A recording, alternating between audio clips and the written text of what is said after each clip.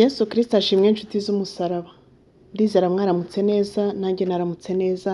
Ndashima Yesu ukimpaye ubuzima, izina ry'Imana nirihabwe icyubahiro. Tugeze ku munsi wa 263 dusoma Bibiliya. Uyu munsi turasoma urwandiko Pawulo yandikiye Abaroma duhereye ku bice 12. Reka dusome mu izina rya Yesu. Imirimo ikwiriye imibereho ya Gikristo. Nuko bene data ndabinginga kubw'imbabazi z'Imana ngo mutange imibiri yanyu ibi bitambo bizima byera bishimwa n'Imana, ariko kuyikorera kwanyu gukwiriye.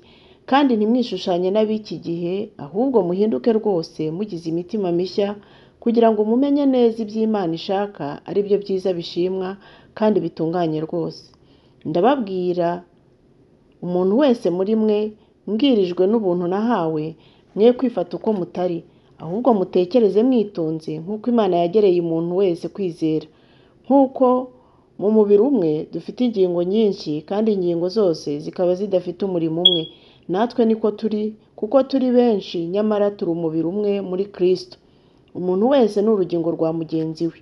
Nuko kuko dufite impano zitandukanye nk'uko ubuntu twahawe buri, niba twarahawe ubuhanuzi duhanura uko twizera kwacu kungana, cyangwa niba twarahawe umurimo wo kugabura iby'Imana tugira umwete wo kubigabura, cyangwa uwigisha agira umwete wo kwigisha, cyangwa uhugura agira umwete wo guhugura. Ugira ubuntu abugira atikanyiza, utwara atwarana umwete, ugira imbabazi azigira anezerewe. Urukundo rwanyu rwe kugira uburyarya, mwanga ibiburunuka, muhorane n'ibyiza. Ku byo gukunda bene data mukundane rwose. Ku bw'icyubahiro umuntu wese ashyira imbere mugenzi we. Ku by'umwete ntimube ibyangwe, muhirimbane mu mitima, mukorere umwami wacu. Mwishime mufite ibyiringiro, mwihanganira amakuba, mukomeze gusenga mushikamye, mugabanye abera uko bakennye, mushishikarire gucumbikira abashyitsi. Ababarenganya mubasabire umugisha, mubasabire ntimubavume.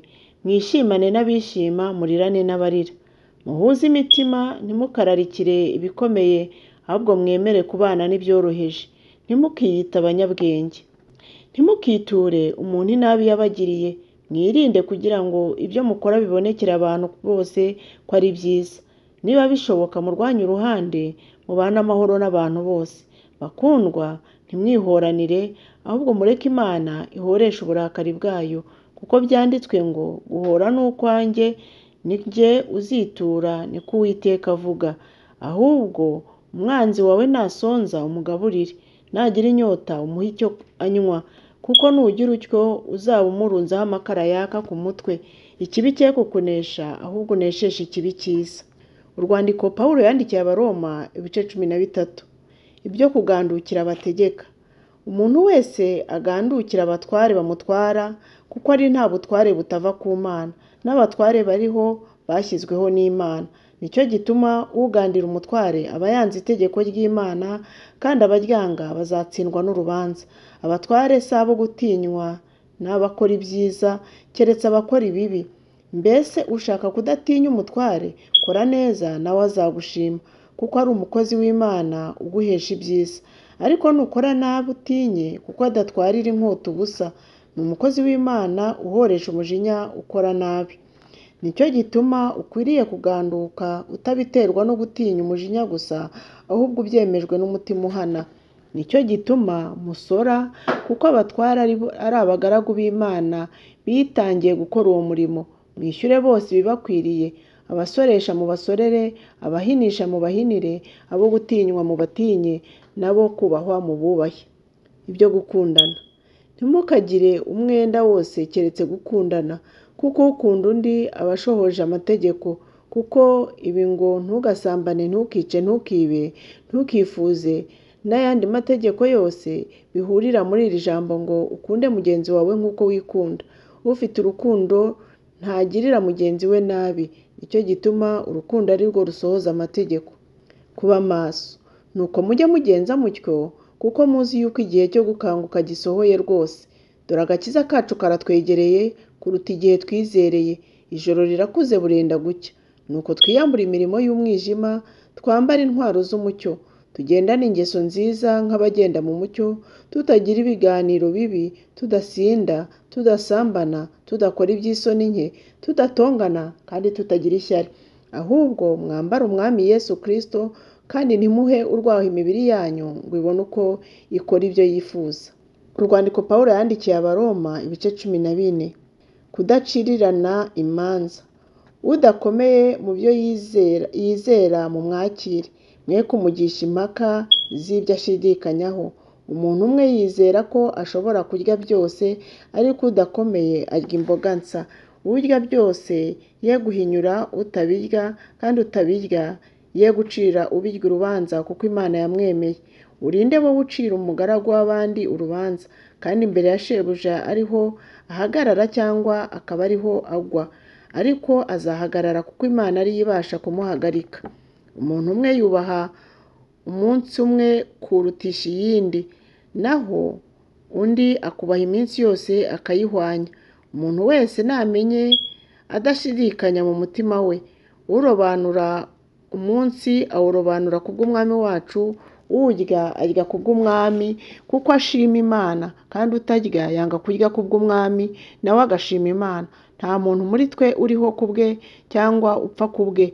Niba turiho kubw'Umwami, kandi niba dupfa kubw'Umwami. Nuko rero niba turiho cyangwa niba dupfa turi ab'Umwami, kuko icyatumye Kristo apfa akazuka ari ukugira ngo abe Umwami w'abapfuye n'abazima. Ariko ni iki gituma ucira mwene se urubanza? Kandi nawe ni iki gituma uhinyura mwene so? Twese tuzahagarara imbere y'intebe y'imanza y'Imana, kuko byanditswe ngo Uwiteka aravuga ati, ndirahiye amavi yose azamfukamira, kandi indimi zose zizavuga ishimwe ry'Imana. Nuko rero umuntu wese muri twe azimurikira ibyo yakoze imbere y'Imana. Uhereye none twe gucirirana imanza mu mitima, ahubwo tugambirire iki? Ko umuntu adashyira igisitaza cyangwa ikigusha imbere ya mwene se. Ndabizi kandi nemejwe rwose n'Umwami Yesu yuko ari nta gihumanya ubwacyo, keretse utekereza ko ikintu gihumanya niwe gihumanya. Niba mwene so aterwa agahinda n'ibyo urya, ntuba ukigendera mu rukundo. Uwo Kristo yapfiriye ntukamurimbuze ibyo kurya byawe, icyiza cyawe cye gusebywa. Kuko ubwami bw'Imana atari kurya no kunywa, ahubwo ari ubwo gukiranuka n'amahoro no kwishimira mu Mwuka Wera. Ukorera Kristo atyo aba anezeza Imana kandi ashimwa n'abantu. Nuko rero dukurikize ibihesha amahoro n'ibyo gukomezanya. Ntimugasenye umurimo w'Imana kubw'ibyo kurya. Byose ntibihumanya, ariko urya ibisitaza abandi azabona ishyano. Ibyiza ni ukutarya inyama cyangwa kutanywa vino, cyangwa kudakora ikindi cyose cyasitaza mwene so, kikamugusha cyangwa kikamuca intege. Mbese ufite kwizera? Niba ugufite, ukwigumanire mu mutima wawe imbere y'Imana. Hahirwa uticiraho iteka ku byo yemeye, ariko urya ashidikanya wese aba aciriweho iteka, kuko atabiryanye kwizera, kandi igikorwa cyose kidakoranywe kwizera kiba ari icyaha. Urwandiko Pawulo yandikiye Abaroma ibice 15. Yesu ni we cyitegererezo cyacu cyo kutinezeza. Twebwe abakomeye dukwiriye kwihanganira intege nke z'abadakomeye, ntitwinezeze. Umuntu wese muri twe anezeze mugenzi we, kugira ngo amubere inyunganizi amukomeze. Kuko Kristo nawe atinejeje nk'uko byanditswe ngo, ibitutsi bagututse byangezeho. Ibyanditswe kera byose byandikiwe kutwigisha, kugira ngo kwihangana no guhumurizwa bitangwa nabyo biduhesha ibyiringiro. Nuko rero Imana nyiri ukwihangana no guhumurizwa ibahe guhuza imitima yanyu nk'uko Kristo Yesu ashaka, kugira ngo muhimbaze Imana y'Umwami wacu Yesu Kristo, ariyo na Se, n'umutima umwe n'akanwa kamwe. Nuko mwemerane nk'uko Kristo nawe yabemeye, kugira ngo Imana ihimbazwe. Ndavuga yuko Kristo yabaye umukozi w'abakebwe wo kubagaburira iby'Imana ku by'ukuri bye kwayo, kugira ngo asohoze ibyo basogokuruza basezeranijwe, kandi ngo abanyamahanga bahimbarize Imana imbabazi zayo, nk'uko byanditswe ngo, nzavuga ishimwe ryawe mu mahanga, kandi nzaririmbira izina ryawe.